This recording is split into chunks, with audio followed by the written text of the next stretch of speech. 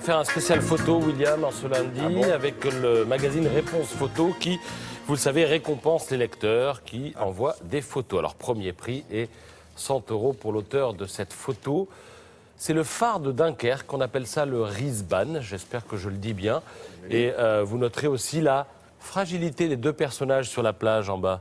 Ah oui, en on bas à les voit droite, pas très voilà. bien. Bah oui, c'est un petit détail, mais ça meuble un peu Oui, cette ça met photo. les proportions. Eh Oui, oui. très bien. Deuxième prix est 75 € pour l'auteur de cette photo prise à un arrêt de bus à San José, au Costa Rica. La scène est évidemment sous-exposée volontairement, ça assombrit et ça fait ressortir les couleurs, notamment le jaune. Et puis, troisième prix est 50 € pour l'auteur de cette sauterelle extrêmement nette. Et c'est pas simple d'avoir une sauterelle aussi nette. Qu'est-ce qu'elle fait, le boulot, là? Elle porte des cailloux? Elle est au taf. Alors, ça peut être pris par une autre sauterelle, comme dit Sarah, et qui a donc pu s'approcher très Si près. près, il faut que ce soit Oui, une ça peut être sauterelle. une sauterelle photographe. Le plus dur, le plus compliqué, ça a été de dresser la sauterelle numéro 2 pour lui apprendre à faire. Vous avez des trucs comme ça Ah, à oui, Poitiers? utiliser le- Des photos de la Dans votre journal? Oui, Ah, ouais. je vais peut-être envoyer Dans votre jardin à Poitiers, vous avez ça, oui. Ah bah oui, il y a des insectes. Bien sûr. Alors, toujours des photos avec un autre magazine, Chasseur d'images, qui, alors lui, défie aussi ses lecteurs, mais leur impose un thème. Et ce mois-ci, le thème, c'était le jeu.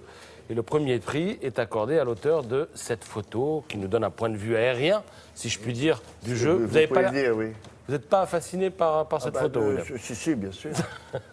Je ne commande pas Ces taches de décision couleur du jeu. sur la verdure. Oui, enfin, vous en avez Voilà. déjà vu des comme ça. peut-être, Alors, non. en voici une autre, ça va peut-être Oui. vous plaire un peu plus. Ah, Une c'est mieux partie de déjà. Ma Young.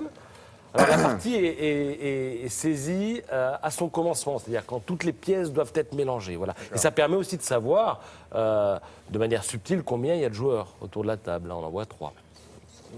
Autre photo. Ou un manchot. Alors, autre photo avec cette photo de poker. Là encore, on saisit l'instant décisif. ouais, hein, c'est magnifique. au moment où on découvre Ah, c'est sublime. ces cartes. D'autres photos gagnantes avec celle-ci. Alors là, on saisit toute la lumière, l'ambiance qui préfigure l'intensité du jeu. Évidemment, il s'agit des échecs.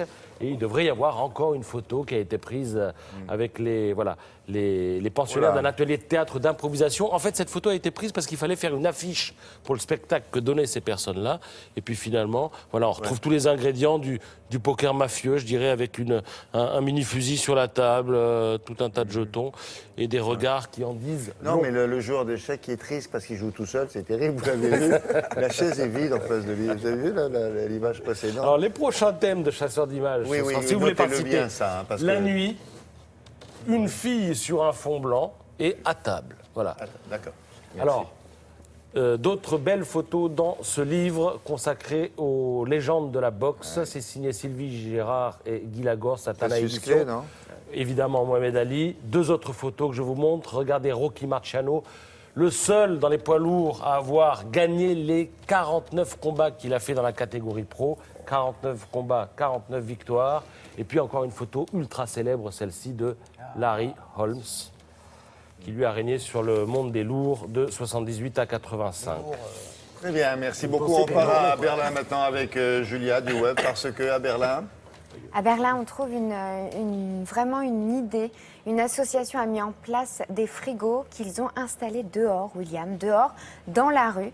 Alors, ça paraît un peu étrange. C'est une association qui récolte les invendus des magasins, des restaurants, qui place dans la rue, à côté de ces restaurants et de ces magasins, des frigos vides.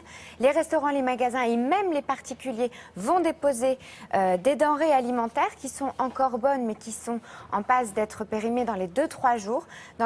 Et c'est disponible 7 jours sur 7, 24 heures sur 24. oui, mais il faudrait que ça soit réservé à des personnes qui en ont vraiment Alors, besoin et c'est pas des exactement ça, petits malins qui sous- piquent ça pour essayer de leur vendre. Exactement, sous la vigilance et la surveillance de cette association Voilà.